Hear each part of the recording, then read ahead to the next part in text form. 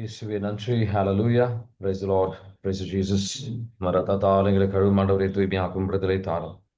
அனைத்து மனக்கட்டால் உடைக்கப்படுத்தும் ஆண்டவர் ஞானத்தை பொறுத்தெல்லாம் கம் ஹோலி ஸ்பிரிட் அந்த ஃபயர்.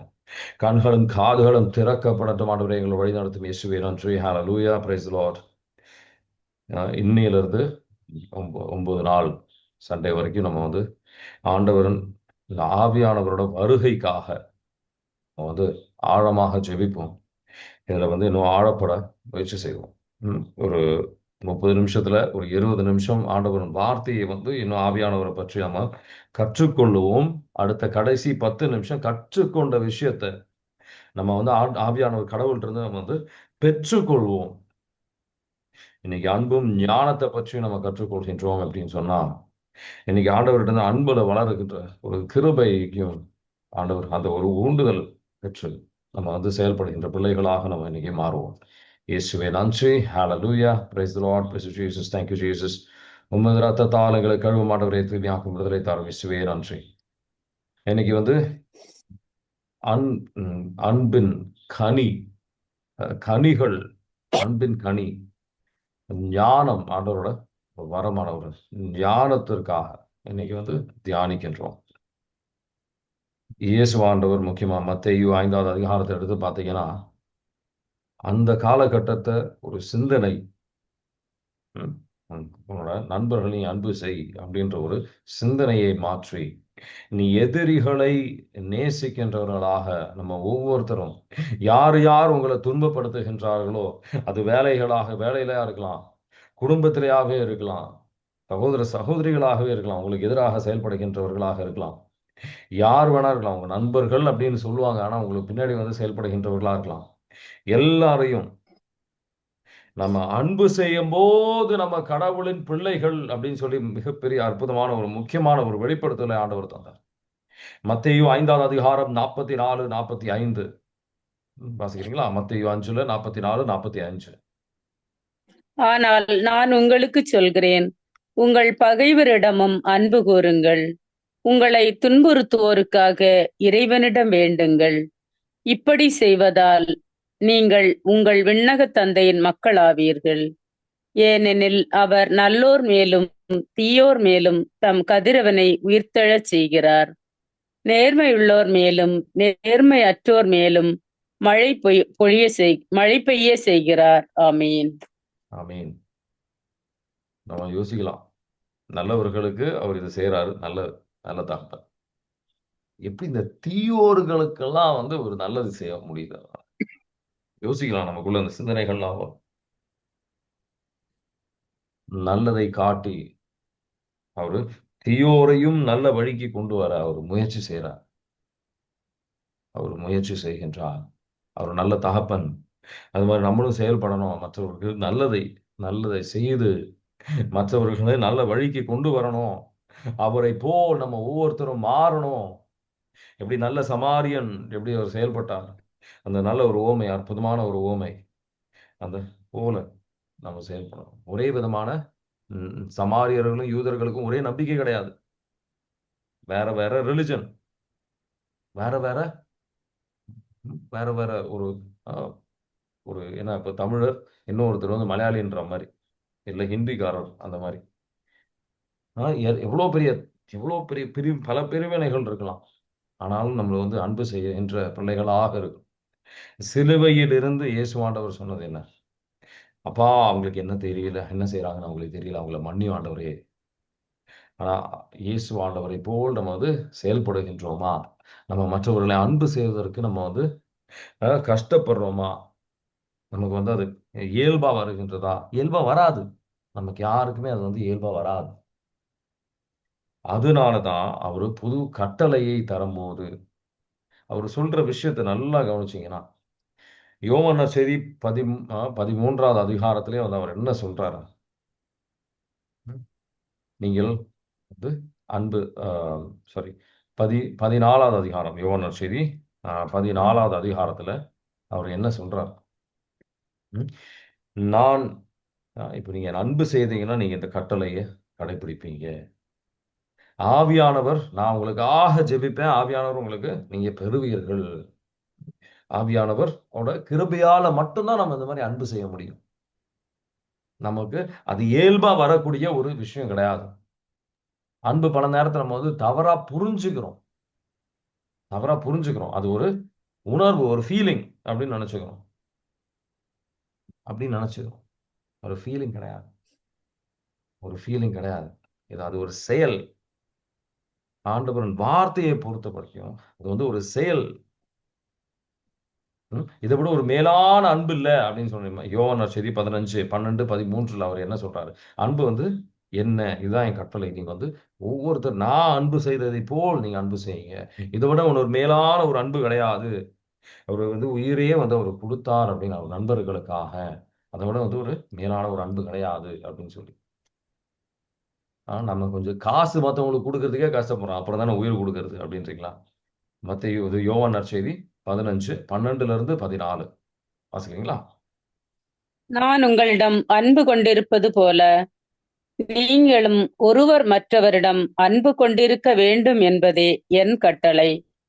தம் நண்பர்களுக்காக உயிரை கொடுப்பதை விட சிறந்த அன்பு யாரிடமும் இல்லை. நான் கட்டளையிடுவதையெல்லாம் நீங்கள் செய்தால் நீங்கள் என் நண்பர்களாயிருப்பீர்கள். ஆமீன். ஆமென். அவர் கட்டளை இடுவது நம்ம அனைத்தும் செய்ய போது நம்ம அவரோட நண்பர்கள். அவர் 2 வாட்டி யோசிக்கல. யோவான் நற்செய்தி 13 சீடர்களின் கால்களை கழுவுவதற்கு அவர் ரொம்ப யோசிக்கவே இல்லை. வேலைக்காரர்கள் அவங்க அவங்க பிடிக்காம செய்யற ஒரு செயல் அது. அவங்க பிடிச்சு செய்யற செயல்லாம் கிடையாது. பிடிக்காதவங்க செய்வாங்க. வேலைக்காரர்கள் செய்ய வேண்டிய ஒரு செயல். தாழ்ச்சியுடன் அவர் அதுவும் யாரு? அவரை மறுதலிக்க போற யூதாசு காலை அவரு 30 வெள்ளிக்காசுக்காக விற்க போற 30 வெள்ளிக்காசு. அது எதோட அடையாளம்? ஒரு அடிமையின் அடையாளம். பழைய ஆகமத்துல யோசேப்பை 30 வெள்ளிக்காசுக்காக 30 வெள்ளிக்காசுக்கு வித்துருவாங்க. ஒரு அடிமையா வித்துருவாங்க. அடிமையின் விலைதான் இயேசுவாண்டவருக்கு அவர் கொடுத்திருந்தார். யாரு? யூதாஸ். அந்த 30 வெள்ளிக்காசை அவர் இயேசுவாண்டவரை வித்துறாரு. அவர் வித்துறார்.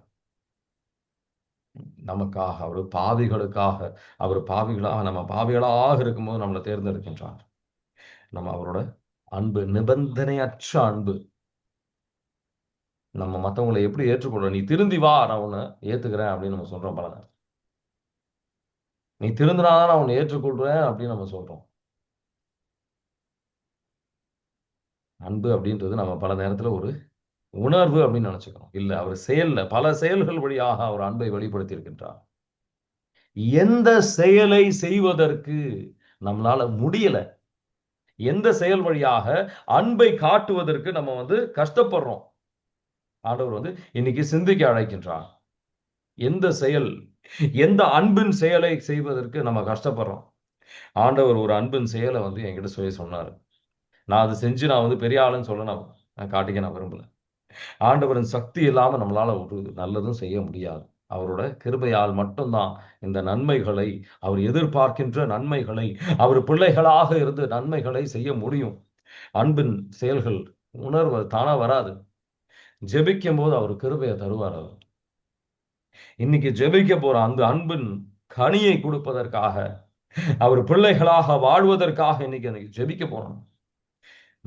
ரோமேயருக்கு எழுதிய திருமுகம் 5வது அதிகாரம் 5வது வசனம் மிக முக்கியமான வசனம். மனப்பாடமாக இந்த வசனத்தை உள்ளத்துல பதிய வைங்க. இதுக்காக ஆசைப்படுங்க. இதுக்காக வாஞ்சையோட ஜெபிக்க ஆண்டவர் அழைக்கிறார். ரோமேயர் 5:5. அவர் அந்த எதிர்நோக்கு ஒருபோதும் ஏமாற்றம் தராது. ஏனெனில் நாம் பெற்றுள்ள தூய ஆவியின் வழியாய் கடவுளின் அன்பு நம் உள்ளங்களில் பொழியப்பட்டுள்ளது. ஆமீன். Praise the Lord. Amen. Praise the Lord. இந்த தூய ஆவியின் அன்பு நம்ம உள்ளத்தில் நம்ம பெற்றிருக்கின்றோம் என்றால் நம்மளுக்கு தருகின்ற ஒரு ஆறுதல் மட்டும் கிடையாது. ஆண்டவர் அதை சக்திப்படுத்துகின்றார். மற்றவர்களை அன்பு செய்வதற்காக, நம்மளை எதிர்க்கின்றவர்களை அன்பு செய்வதற்காக, அப்பதான் நம்ம தகப்பனோட பிள்ளைகள். இல்லைன்னா பிள்ளைகள் கிடையாது. நம்மளே சொல்லிக்கலாம், நான் கடவுள் பிள்ளை அப்படின்னு சொல்லிக்கலாம், பேருக்கு வேணா சொல்லிக்கலாம், மற்றவங்களை ஏமாத்தலாம், கடவுளை ஏமாத்த முடியாது. அது மாதிரி செயல்படணும். அப்பதான் நம்ம கடவுளோட பிள்ளைகள். அது ஒரு ஃபீலிங் கிடையாது.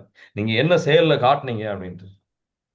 வாயில நிறைய நம்ம பேச்சுல பல பேரை ஏமாத்தலாம், கடவுளை ஏமாற்ற முடியாது. நம்ம நடைமுறை வாழ்க்கையில் நம்ம அன்பை செலுத்தணும், அன்பை காட்டணும். எளிதாக இருக்கு, நமக்கு இயல்பாக வரக்கூடிய ஒரு விஷயம் கிடையாது. அவரோடு இணைந்திருந்தால் அன்றி நம்ம ஜெபத்தின் வழியாக அவர் கிருபையை பெற்றால் இல்லை, நம்மளால செய்ய முடியாது. பிரதர், என்னால அன்பு செய்ய முடியாது, அன்பு செய்ய முடியலன்னு சொல்லுவாங்க. எவ்வளவு ஜெபிச்சீங்க அப்படின்னு சொன்னா, ஆவியானவர் எந்த அளவுக்கு கிருபையை நீங்க பெற்றீர்கள் அப்படின்னு சொன்னா, அதனால ஜெபிக்க நேரம் இல்லை பிரதர் அப்படின்னா, அதுக்காக நேரம் ஒதுக்கி வைக்க முடியல அப்படின்னா, நம்ம பல தோல்விகளை சந்திப்போம் நம்ம வாழ்க்கையில். குடும்பத்தில் பிரிவினைகள் வரும், சண்டைகள் வரும். இதனாலதான் நம்ம ஆண்டவரின் கிருபையை பெறுவது கிடையாது, அன்பு செய்வது கிடையாது. வேற எதுவும் கிடையாது, வேற எதுவும் இல்லை. நம்ம மற்றவர்களை மன்னிக்க முடியறது கிடையாது, ஆண்டவர் கிருபையை பெறல, அன்பு செய்ய முடியல. இது வழியாக நீங்க சாட்சியாக இருப்பீர்கள், நான் தருகின்ற புது கட்டளை. இது மற்றவர்களுக்கு நடைமுறையில காட்டணும்னு கிடையாது, இது காட்டி ஆகணும். அந்த வழியா தான் நம்ம சீடர்கள் அவரோட. யோவான் நற்செய்தி 13:34, 35. யோவான் நற்செய்தி 13ஆம் ஒருவர் அதிகாரம் மற்றவரிடம் 34, 35 வாசிங்க. ஒருவர் மற்றவரிடம் அன்பு செலுத்துங்கள் என்னும் புதிய கட்டளையை நான் உங்களுக்கு கொடுக்கிறேன். நான் உங்களிடம் அன்பு செலுத்தியது போல நீங்களும் ஒருவர் மற்றவரிடம் அன்பு செலுத்துங்கள். நீங்கள் ஒருவர் மற்றவருக்கு செலுத்தும் அன்பிலிருந்து நீங்கள் என் சீடர்கள் என்பதை எல்லாரும் அறிந்து கொள்வர். Amen. Praise the Lord. Amen, praise the Lord. மற்றவங்க புரிஞ்சுக்குவாங்க நீங்க செய்யற அன்புல ஓ எவ்வளவு அன்பா இருக்கிறாரு. மற்றவங்க புரிஞ்சுக்கணும் அப்படின்னு சொன்னா, அன்பு இன்னும் இன்னும் ஆண்டவர் இன்னும் நான் எப்படி அன்பு செய்வதுன்னு கேளுங்க. ஆவியானவர் உங்களுக்கு வெளிப்படுத்துவார். நம்ம பல நேரத்துல நம்ம தவறி செல்வது மிகப்பெரிய முக்கியமான காரியம் அப்படின்றது. அறிவு இருக்கு, நமக்கு அன்பு செய்யணும்னு அறிவு இருக்கு. we have the knowledge that we have to love others அப்படின்றது. நம்ம ஜெபிச்சா ஆண்டவர் கிருபையை பெறலாம் அப்படின்னு கூட நமக்கு புரிஞ்சிருக்கலாம். ஆனா அந்த ஞானம் இல்லை. we don't have the wisdom to be able to implement that in our life. ஞானத்துடன் ஆண்டவரின் கடவுள் காணுகின்ற விதத்தில் நம்ம மற்றவரை காண்பது கிடையாது, பாவிகளாக காண்கின்றோம். பரிசேயர்கள் மற்றவர்கள் எப்படி கண்டார்களோ அதே மாதிரி நம்ம பார்க்கிறோம். We are not seeing through God's eyes. We don't have that wisdom to see everybody through God's eyes. இங்கே சாத்தான் அவங்களை ஏமாற்றி இருக்கிறான், அதனாலதான் நமக்கு எதிராக செயல்படுறார்கள் அப்படின்றது நம்ம புரிஞ்சுக்கிறது கிடையாது. சோலமனின் ஞானம், விஸ்டம் ஆஃப் சோலமன் 7ஆம் அதிகாரம் 27, 28. ஞானம் நமக்குள்ள வரும்போதுதான் நம்ம கடவுளோட நண்பர்களாக மாறுகின்றோம். அன்பினால நிரப்பப்பட்டா மட்டும் பத்தாது, ஞானத்திற்காக நீங்க ஏங்கணும், ஆசைப்படணும். You have to pray for wisdom of God. That is how you become prophets and friends of God. சோலமனின் ஞானம் 7ஆம் அதிகாரம் 27, 28 வாசிக்கிறீங்களா? ஞானம் ஒன்றே என்றாலும் எல்லாம் செய்ய வல்லது, தான் மாறாது, அனைத்தையும் புதுப்பிக்கிறது, தலைமுறை தோறும் தூய ஆன்மாக்களில் நுழைகிறது, அவர்களை கடவுளின் நண்பர்கள் எனவும் இறைவாக்கினர்கள் எனவும் ஆக்குகிறது. ஞானத்தோடு வாழ்கின்றவர்கள் மீது அன்பு செலுத்துவது போல வேறு எதன் மீதும் கடவுள் அன்பு செலுத்துவதில்லை. ஆமீன். ஆமீன். கடவுளோட அன்பு உங்களுக்கு வேணுமா? ஞானத்தால நிரப்பப்பட ஆசைப்படுங்க. If you want to be filled with God's love, pray for the wisdom of God. அவர் ஞானத்துக்கு ஏற்றபடியாக வாழறதுக்காக ஆசைப்படுங்க. நீங்க செய்ய வேண்டிய ஒரே ஒரு விஷயம் தான். யாக்கோபின் நூல் 1ஆம் அதிகாரம் 5வது வசனம். உங்களுக்கு ஞானம் குறைவாக இருக்கா? ஆண்டவர்கிட்ட கேளுங்க, நீங்க உறுதியா பெறுவீர்கள். If you lack wisdom, James chapter 1 verse 5, you will get the wisdom of God. தாராளமானதுன்னா அவர் தருவார். யாக்கோபின் நூல் 1ஆம் அதிகாரம் 5வது வசனம் வாசிக்கிறீங்களா? உங்களிடையே குறைவான ஞானம் கொண்டிருப்போர் கடவுளிடத்தில் கேட்கட்டும், அப்பொழுது அவரும் ஞானத்தை கொடுப்பார். அவர் முகம் கோணாமல் தாராளமாய் எல்லாருக்கும் கொடுப்பவர். Amen. Praise the Lord. Praise the Lord. முகம் கோணாமல் எல்லாருக்குமே வந்து ஒரு உறுதியா தருவார். நம்ம கேட்க வேண்டியது ஜெபம். இதான் முதல் படி. இரண்டாவது படி என்ன? சீராக்கின் புத்தகம் ஞான நூல், சீராக்கின் புத்தகம் 51வது அதிகாரத்துல 20வது வசனம். சீராக் சாப்டர் 51 verse 20 ரொம்ப தெளிவாக தூய்மையில் நம்ம வந்து முதல்ல நம்ம தூய்மைப்படுத்திக்கணும். பாவ சங்கீதனை செய்யுங்க. உங்க வாழ்க்கையை சீர்தூக்கி பார்த்து அதுக்கப்புறம் ஞானத்துக்காக ஜெபிக்கணும். இல்லைன்னா ஞானத்தை பெற மாட்டோம். தூய்மைப்படும். இன்னும் ஆண்டவரை எனக்கு தூய்மைப்படணும், உங்களை புரிஞ்சுக்கணும். இன்னும் ஆழமான ஒரு ஆசையோடு நம்ம கேட்கணும். சீராக்கின் புத்தகம் 51வது அதிகாரத்துல 20வது வசனம் வாசிக்கிறீங்களா? அதன்பால் என் உள்ளத்தை செலுத்தினேன், தூய்மையில் அதை கண்டுகொண்டேன். தொடக்கத்திலிருந்தே என் உள்ளத்தை அதன் மேல் பதித்தேன். இதன் பொருட்டு நான் என்றுமே கைவிடப்படேன். ஆமீன். என்றுமே நான் கைவிடப்படும். அன்பில் செயல்பட, ஞானத்தை பெற இன்னைக்கு நம்ம வந்து ஜெபிப்போம். அந்த அன்பு, அந்த ஞானத்தின் வழியாக கடவுளோட தீர்க்கதரிசிகளோட, கடவுளோட நண்பர்களாக நம்ம மாறலாம். We can become the friends of God, the prophets of God through wisdom. மற்றவர்கள் இந்த அன்பு வழியாக மற்றவர்களும் கடவுளோட சீடர்களாக பார்க்கணும் அப்படின்னு சொல்லி நமக்கு ஒரு ஆர்வம் வேணும். நமக்குள்ள அன்பை வந்து அன்பை தேடி நம்ம போறது கிடையாது. இன்னும் அன்பு நான் எப்படி செய்யலாம் ஆண்டவரே, எனக்கு வழி நடத்தும் அப்படின்னு சொல்லி ஒரு ஊக்கம் கிடையாது நமக்கு. அது ஒரு மிகப்பெரிய பிரச்சனை. மேல பல பல உலக விஷயத்திற்கு நமக்கு ஊக்கங்கள் இருக்கு. 1 கொரிந்தியர் 14வது அதிகாரம் 1வது வசனம் மிக முக்கியமான வசனம். மனப்பாடமா வச்சுக்கணும். Make love your aim. வாசிங்க. 1 கொரிந்தியர் 14:1. அன்பு செலுத்த முயலுங்கள், ஆவியார் அருளும் கொடைகளையும் குறிப்பாக இறைவாக்கு உரைக்கும் கொடையையும் ஆர்வமாய் நாடுங்கள். ஆமீன். Praise the Lord. ஆமென். அன்பு வந்து மேக் லவ் யுவர் எய்ம், அதான் மேலான ஒரு நோக்கமா இருக்கணும்ன்றாரு. இப்பதான் நம்ம கடவுளோட சீடர்கள். மேலான பல நோக்கம் கிடையாது. அதுதான் பல நேரத்துல வந்து நம்ம தவறி செல்கின்றோம். பல விஷயங்கள் மேலான நோக்கமா இருக்கு. நம்ம பல விஷயங்கள் நமக்கு மேலான நோக்கமா இருக்கு, அன்பு கிடையாது. நம்ம நோக்கங்களை மாற்றணும். உலக சார்ந்த விஷயங்கள், நிறைய விஷயங்கள் வந்து மேலான நோக்கமா வச்சிருக்கணும். அது மேலான நோக்கமா வைத்தோம் அப்படின்னு சொன்னா நமக்கு வெற்றி, வாழ்க்கையில ஒரு வெற்றி பெறணும், அது கிடையாது மேலான நோக்கம். அதிகமா வந்து சம்பளத்துல உயர்வோ இது அதாவது அது இருக்கக்கூடாது. மேலான ஒரு நோக்கம் வாழ்க்கையில.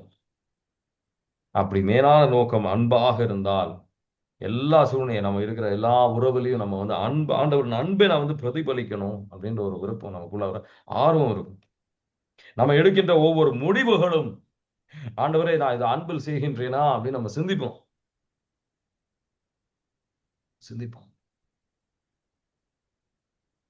நான் என்ன வந்து பெரிய ஆளுன்னு காட்டிக்க விரும்புறேன்னா என்னோட இந்த பேச்சுனால, செயல்களால நான் என்ன வந்து நான் சுயநலமாக செயல்பட்டுக்கிட்டு இருக்கிறேனா அப்படின்னு சிந்திப்போம். அன்புல நான் செயல்பட்டு இருக்கிறேனா அப்படின்ட்டு. பல நேரத்துல அதுக்கு பதிலா எனக்கு அன்பு கிடைக்குதா, மத்தவங்க எனக்கு அன்பு செய்யறாங்களா அப்படின்றதான் நோக்கமா வச்சிருக்கோம். அதனாலதான் நம்ம வந்து கடவுளின் சீடர்களாக, ஆண்டவரின் பிள்ளைகளாக நம்ம இருப்பது கிடையாது. இன்னைக்கு நம்மளே அர்ப்பணிப்போம். இந்த கடைசி ஒரு 10 நிமிடங்கள் முதல்ல நம்ம செய்ய போற விஷயம் இது ஒன்றுதான். எந்தெந்த சூழ்நிலையில் ஆண்டவரின் அன்பை நம்ம வந்து பிரதிபலிக்கலையோ, ஆண்டவர் நம்ம வந்து அன்பின் செயல்படவில்லையோ, அதுக்கு முதல்ல நம்ம ஞானத்திற்காக ஜெபிக்காத சூழ்நிலைகளுக்கும் நம்ம ஆண்டவர்கிட்ட முதல்ல மன்னிப்பு கேட்போம். அவரோட அன்பிலையும் ஞானத்திலையும் நிரப்பப்படுவதற்காக இன்னைக்கு ஜெபிக்க போறோம். ஆவியானவரோட ஒரு உறவுக்காக வாரும் தூய் ஆவியானவரே அப்படின்னு சொல்லி தாகத்தோட ஜெபிங்க. மேலான விஷயங்கள் ஆண்டவரின் நண்பர்களாக மாறுவீர்கள், தீர்க்க தரிசிகளாக மாறுவீர்கள். மேலான விஷயங்கள் உங்க வாழ்க்கையில் ஆண்டவர் செய்வார். இந்த 2 விஷயங்கள், அன்பு, ஞானம். நீங்க விரும்பி ஜெபிக்கிறதுக்கு தயாரா? வேற ஒரு கேள்வியும் கடவுள்கிட்ட சரிங்களா? இப்ப நம்ம இப்போ நற்கருணை ஆண்டவரை சிந்திச்சு ஆராதிச்சு நம்ம இந்த முதல்ல மன்னிப்பு கேட்கிறோம். அதுக்கப்புறம் அவரோட நிரப்புதல். ஆவியானவரே வாருமையா, அன்பின் கனியை தருவதற்காக ஒரு பிள்ளைகளாய் அன்புல நிரப்பும். ரோமியர் 5:5 வைத்து ஜெபிக்க போறோம். அன்புல எங்களை நிரப்பும், அன்பில் செயல்படுகின்ற பிள்ளைகளாக எங்களை மாற்றும் ஆண்டவரே அப்படின்னு சொல்லி. சரிங்களா? இயேசுவே நன்றி. ஹalleluya. Praise the Lord. Praise you Jesus. Thank you Jesus. உமது ரத்தத்தால் எங்களை கழுவும் ஆண்டவரே, தூய்மையாக்கும், விடுதலை தாரும். எந்தெந்த சூழ்நிலையில் அன்புக்கு மாறாக உங்க பிள்ளைகளாக செயல்படாம சாத்தானோட சேர்ந்து நாங்க செயல்பட்டிருக்கிறோம், எங்கள் அன்புக்கு எதிராக செயல்பட்ட சூழ்நிலை எங்களை மன்னிய மாட்டவரே, உமது ரத்தத்தால் எங்களை கழுவ மாட்டவரே, எங்கள் இதயத்தை கழுவ மாட்டவரே, மனதினை கழுவ மாட்டவரே. இயேசுவே, உமது ரத்தத்தால் எங்களை கழுவ மாட்டவரே, தூய்மையாக்கும், விடுதலை தாரும், அனைத்து விதமான கட்டுகள் உடைக்கப்படுத்த மாட்டவரே. Cut every bondage, Father, in the mighty name of Jesus. இயேசுவே நன்றி. ஹalleluya. Praise the Lord. Praise you Jesus. Thank you Jesus. உமது ரத்தத்தால் எங்களை கழுவ மாட்டவரே, தூய்மையாக்கும், விடுதலை தாரும், அனைத்து விதமான கட்டுகள், அன்பிற்கு எதிரான இருக்கின்ற கட்டுகள், எங்கள் மனதில் இருக்கின்ற, இதயத்தில் இருக்கின்ற கட்டுகள் உடைக்கப்படட்ட மாட்டவரே. Cut every bondage against love in our hearts, Father, in the mighty name of Jesus. ஆண்டவரின் வல்லமையான நாமத்தினால ஜெபிக்கின்றோம் ஆண்டவரே. Cut every bondage in our minds and in our hearts. ஜீவ தண்ணீரை ஊற்றும் ஆண்டவரே, எங்கள் மேலும் எங்கள் உள்ளிலும். Cleanse us from all sin, from all iniquity, from all transgression. வாரும் தூயாவியானவரே, எங்கள் மேல அன்பு, God's love is poured out into your hearts. கடவுளின் அன்பு நம்ம மேல பொழியப்படுகின்றது, எங்கள் உள்ளத்தில் பொழியப்படுத்த ஆண்டவரே. உங்க அன்பின் கனியை கொடுக்கின்றவர்களாக எங்களை ஒவ்வொருத்தரையும் மாற்றும் ஆண்டவரே. எல்லா சூழ்நிலையிலும் எங்கள் எதிரிகளுக்கும் அன்பு செய்கின்றவர்களாக எங்களை மாற்றும் ஆண்டவரே.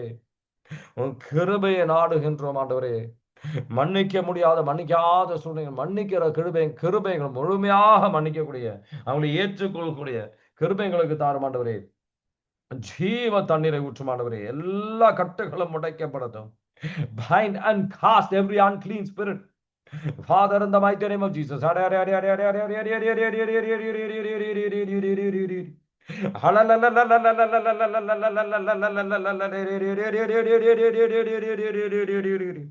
அன்புக்கு எதிராக இருக்கின்ற எல்லா சிந்தனைகள் உடைக்கப்படுத்தும் ஆண்டவரே. நாங்க பயன்படுத்தப்படுவோமா அப்படின்ற ஒரு பயங்கள், எல்லா பயங்களும் உடைக்கப்படுத்த மாட்டவரே. Cut every bondage against love. வாழ்க்கையில் அன்பை கடைபிடிப்பதற்காக, அன்பை நோக்கமாக வைப்பது, மேலான நோக்கம் ஆக வைப்பதற்கு தடையாக இருக்கின்ற எல்லா கட்டுகளும் உடைக்கப்படுத்த மாட்டவரே. அன்பு நாளங்களை நிரப்ப மாட்டவரே. Living waters flow into our hearts, bind up all the broken wounds, cut every bondage.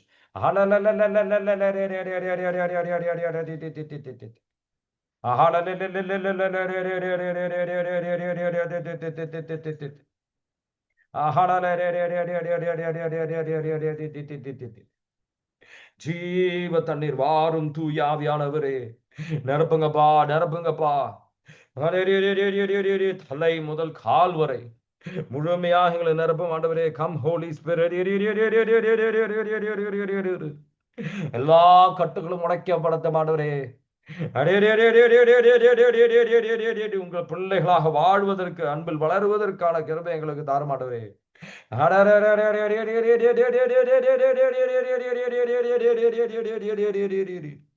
அன்பில் செயல்படுகின்ற பிள்ளைகளாக எங்களை மாற்ற மாட்டவரே. இயேசுவே நன்றி. ஹalleluya.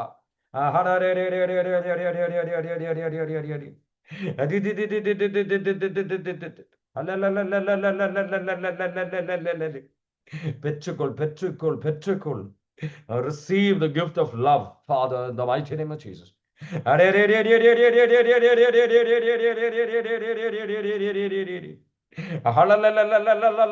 சுயநலமான சுயநலம் சிந்திக்கக்கூடிய எல்லா கட்டுகளும் உடைக்கப்படுறது ஆண்டவரே.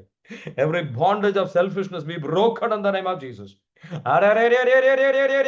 Bind and cast every spirit of selfishness in the name of Jesus.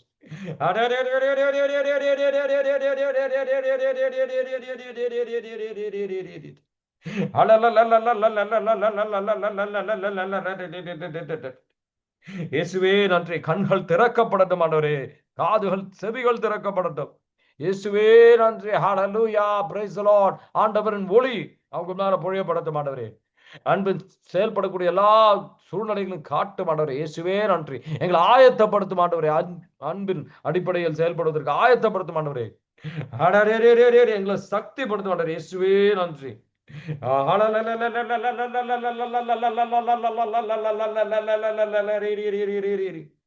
அன்பின் பேச்சு எங்க நாவல் இருக்கட்டும் ஆண்டவரே. இயேசுவே நன்றி.